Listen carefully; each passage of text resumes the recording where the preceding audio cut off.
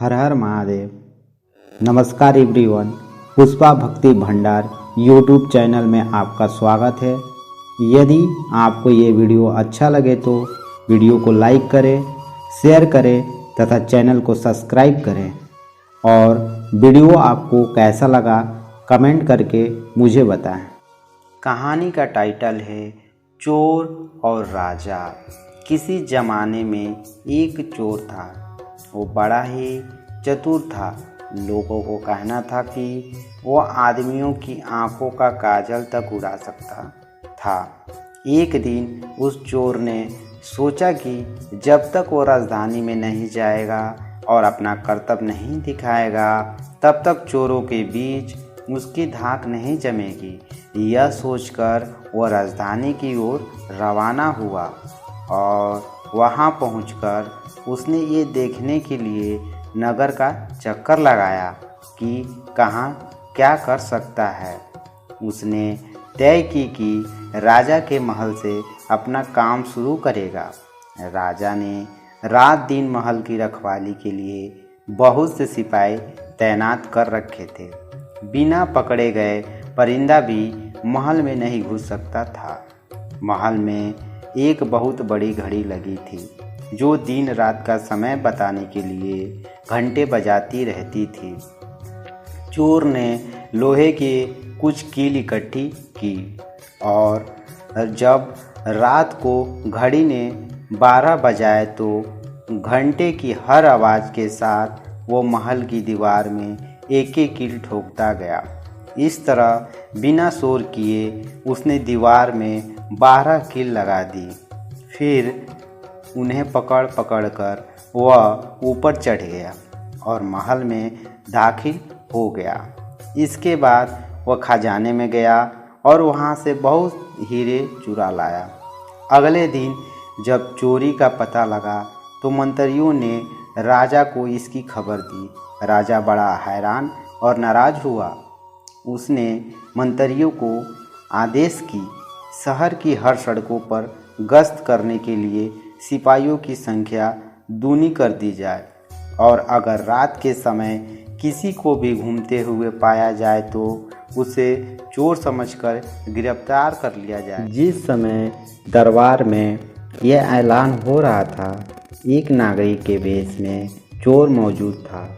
उसे सारी योजना की एक एक बात का पता चल गया।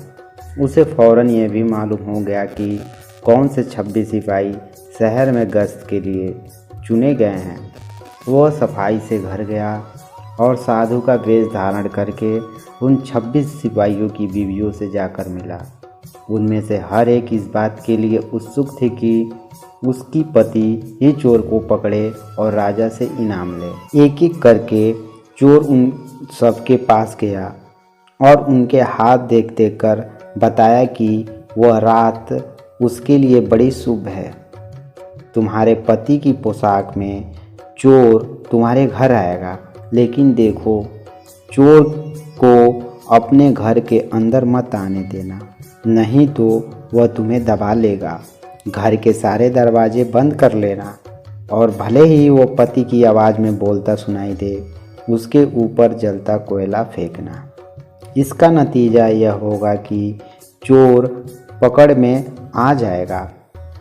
सारी स्त्रियां रात को चोर के आगमन के लिए तैयार हो गईं। अपने पतियों को उन्होंने इसकी जानकारी नहीं दी। इस बीच पति अपनी गश्त पर चले गए और सवेरे 4 बजे तक पहरा देते रहे। हालांकि अभी अंधेरा था, लेकिन उन्हें उस समय तक इधर उधर कोई भी दिखाई नहीं दिया। तो उन्होंने सोचा कि उस रात को चोर नहीं आएगा। यह सोचकर उन्होंने अपने घर चले जाने का फैसला किया। जो ही वे घर पहुँचे, स्त्रियों को संदेश हुआ और उन्होंने चोर की बताई कार्रवाई शुरू कर दी। फल वह हुआ कि सिपाही जल गए और बड़ी मुश्किल से अपनी स्त्रियों को विश्वास दिला पाए कि वे ही उनके असली पति हैं और उनके लिए दरवाज़ा खोल दिया जाए। सारे पतियों के जल जाने के कारण उन्हें अस्पताल ले जाया गया। दूसरे दिन राजा दरबार में आए तो उसे सारा हाल सुनाया गया। सुनकर राजा बहुत चिंतित हुआ और उसने कोतवाल को आदेश दिया कि वह स्वयं जाकर चोर पकड़े। उस रात कोतवाल ने तैयार होकर शहर का पहरा देना शुरू किया। जब वह एक गली में जा रहा था, चोर ने जवाब दिया, मैं चोर हूँ। कोतवाल समझा कि वह मजाक कर रहा है। उसने कहा, मजाक छोड़ो और अगर तुम चोर हो तो मेरे साथ आओ, मैं तुम्हें काठ में डाल दूंगा। चोर बोला, ठीक है, इससे मेरा क्या बिगड़ेगा।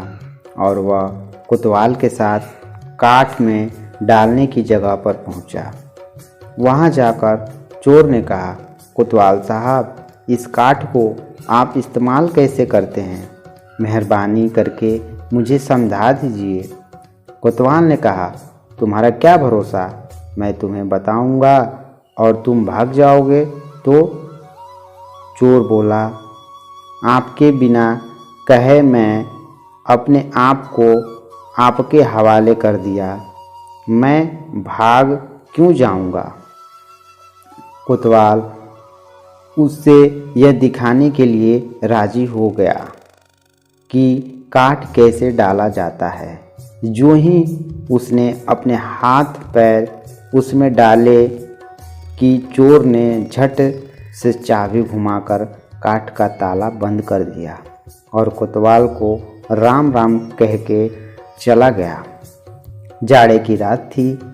दिन निकलते निकलते कोतवाल मारे सर्दी के अधमरा हो गया। सवेरे जब सिपाही बाहर आने लगे तो उन्होंने देखा कि कोतवाल काठ में फंसे पड़े हैं। उन्होंने उनको उनमें से निकाला और अस्पताल ले गए। अगले दिन जब दरबार लगा तो राजा को रात का सारा किस्सा सुनाया गया। राजा इतना हैरान हुआ कि उसने उस रात चोर की निगरानी स्वयं करने का निश्चय किया। चोर उस समय दरबार में मौजूद था और सारी बातों को सुन रहा था। रात होने पर उसने साधु का वेश बनाया और नगर के सिर पर एक पेड़ के नीचे धूनी जलाकर बैठ गया। राजा ने गश्त शुरू की और 2 बार साधु के सामने से गुजरा। तीसरी बार जब वह उधर से आया तो उसने साधु से पूछा, क्या इधर से किसी अजनबी आदमी को जाते हुए आपने देखा? साधु ने जवाब दिया कि मैं तो अपने ध्यान में लगा था। अगर मेरे सामने से कोई निकला भी होगा तो मुझे पता नहीं।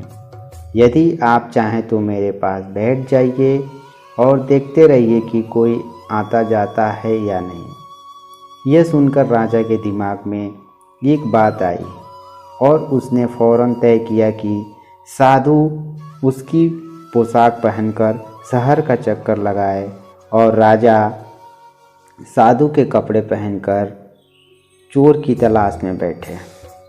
आपस में काफ़ी बहस और 2-3 बार इनकार करने के बाद आखिर चोर राजा की बात मानने की राजी हो गया। उन्होंने आपस में कपड़े बदल लिए।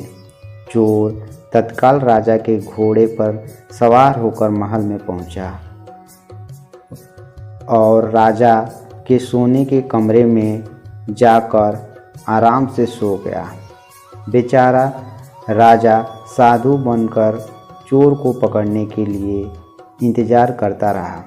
सवेरे के कोई 4 बजने वाले थे। राजा ने देखा कि न तो साधु लौटा और कोई आदमी या चोर उस रास्ते से गुजरा, तो उसने महल में लौट जाने का निश्चय किया। लेकिन जब वह महल के फाटक पर पहुंचा तो सिपाहियों ने सोचा, राजा तो पहले ही आ चुके हैं, हो न हो यह चोर है जो राजा बनकर महल में घुसना चाहता है। उन्होंने राजा को पकड़ लिया और काल कोठरी में डाल दिया। राजा ने शोर मचाया, पर किसी ने भी उनकी बात नहीं सुनी। दिन का उजाला होने पर काल कोठरी का पहरा देने वाला सिपाही ने राजा का चेहरा पहचान लिया और डर के मारे थरथर काँपने लगा। वह राजा के पैर पर गिर पड़ा।